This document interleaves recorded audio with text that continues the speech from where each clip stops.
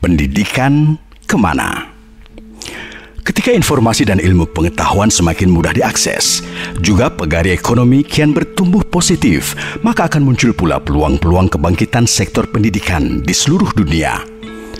Sayangnya sistem pendidikan seolah masih terjebak dalam kondisi yang amat kontradiktif.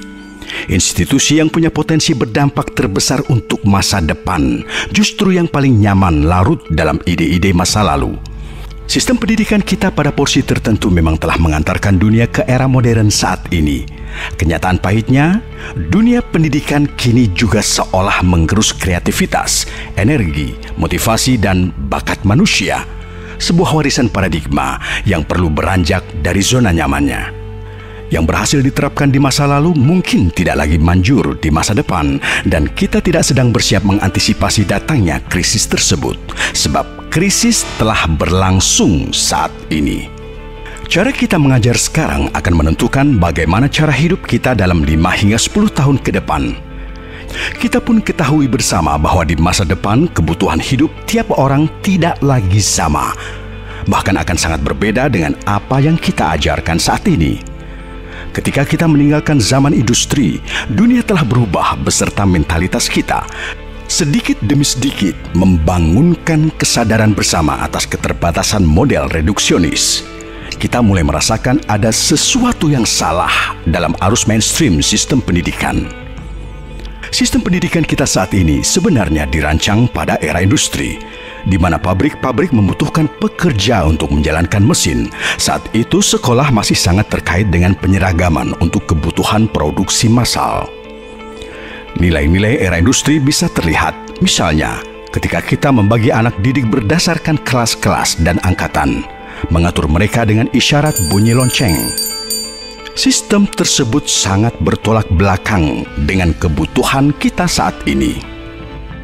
Lebih memilih penyeragaman dibandingkan melihat keberagaman dan pembelajaran mandiri, mengedepankan hafalan dibandingkan kreativitas berpikir, mendukung individualisme daripada kolaborasi, mengutamakan nilai kesuksesan dibanding pentingnya tangguh dalam kegagalan, lebih menyorot kemampuan analitik dan kognitif tanpa cukup perhatian pada kemampuan empati dan kecerdasan emosional. Dunia pasca industri butuh serangkaian kompetensi baru dari kita sebagai individu dan dari sistem pendidikan secara keseluruhan. Ditawarkanlah sebuah paradigma baru yang mengeksplorasi pandangan holistik dan desentralisasi pendidikan. Hal ini merupakan penyempurnaan dari yang hanya mengandalkan keterampilan kognitif rutin menuju ke cara kelola berpikir kompleks, metode bekerja yang juga kompleks, yang tentu membutuhkan kaliber sistem pendidikan yang berbeda. Menyadari bahwa dunia tidak selalu deterministik, bahwa perbedaan sudut pandang adalah modal yang berharga, pentingnya kapasitas adaptif, kreativitas, dan kemampuan penalaran kualitatif untuk mengintegrasikan teori dan penerapannya. Semua itu mencakup serangkaian kompetensi manusia yang dibutuhkan di era otomasi. Sebuah pendidikan berbasis lebih luas yang memberi kesempatan pengembangan diri seseorang secara holistik. Tentu saat ini kita menyadari bersama tentang permasalahan pendidikan, dan tentu juga terus berusaha untuk memperbaikinya. Akan tetapi, tanpa sadar, kita masih memandangnya dengan cara lama. Sistem, paradigma, dan struktur berpikir yang lalu masih langgeng dipraktekkan setiap hari.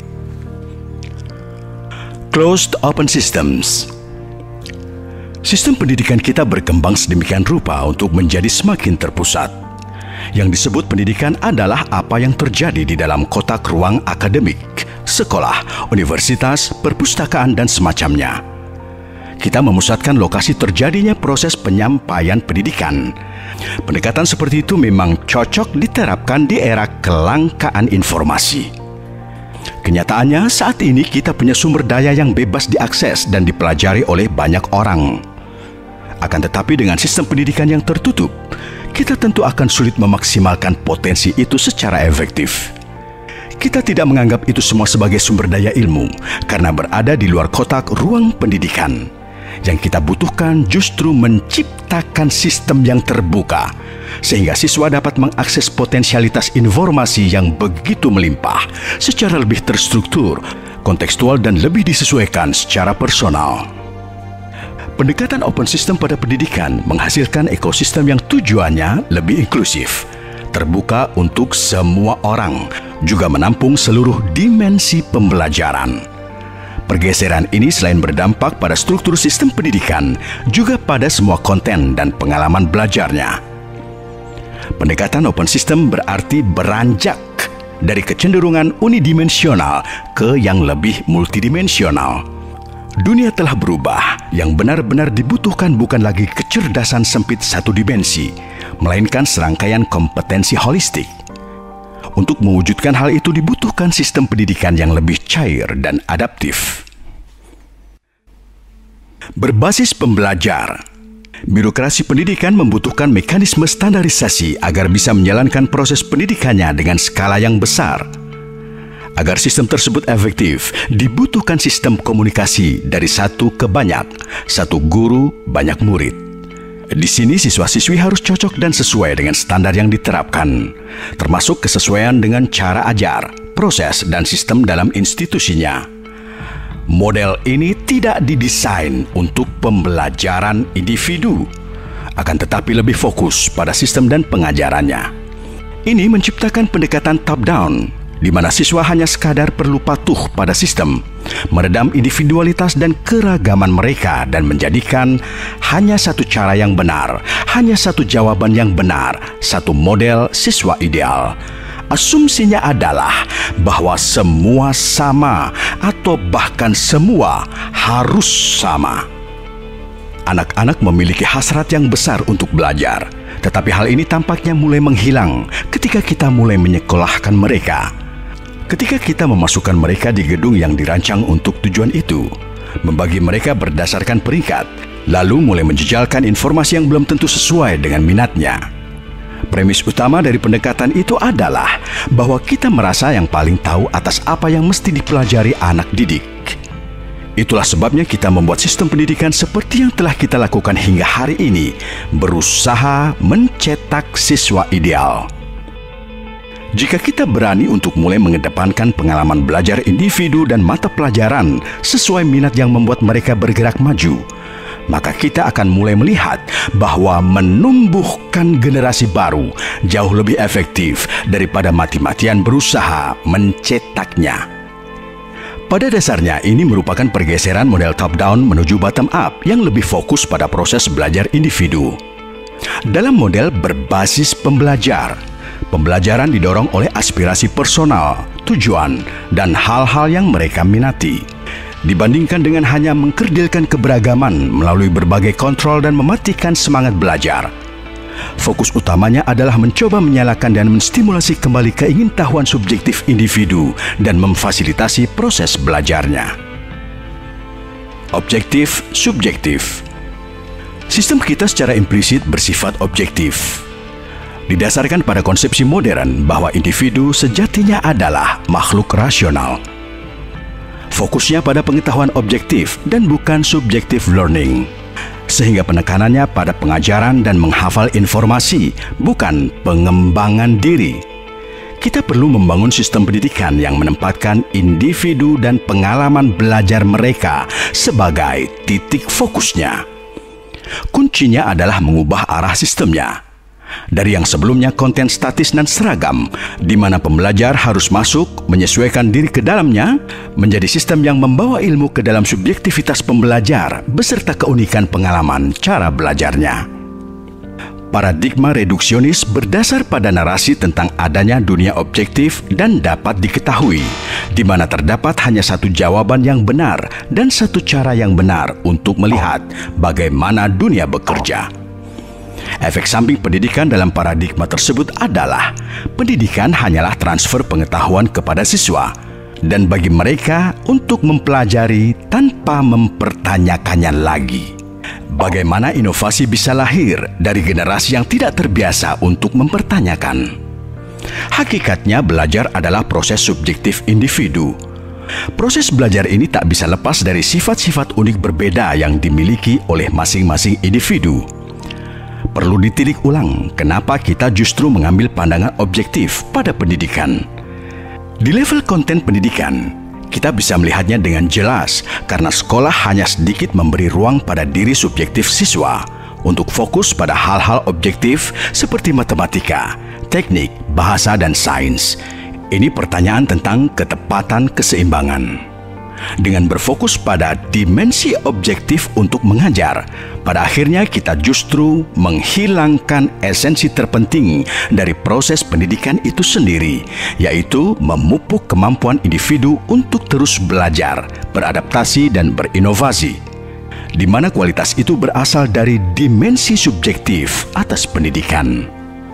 Menciptakan sistem yang memungkinkan seseorang untuk dapat terus belajar adalah satu-satunya bentuk solusi yang punya kesempatan untuk berkelanjutan. Pembelajaran mandiri. Sebelum kita mulai bicara tentang belajar dan mandiri, kita perlu bertanya pada diri sendiri, bagaimana itu mandiri? Apa sajakah dorongan yang membimbing kemandiriannya? Siswa memegang kemudi pendidikan dirinya dalam kerangka fleksibel dan umum yang beradaptasi dengan keadaan. Guru mulai bergerak menuju pemeran belakang layar dan menjadi figur yang memberdayakan.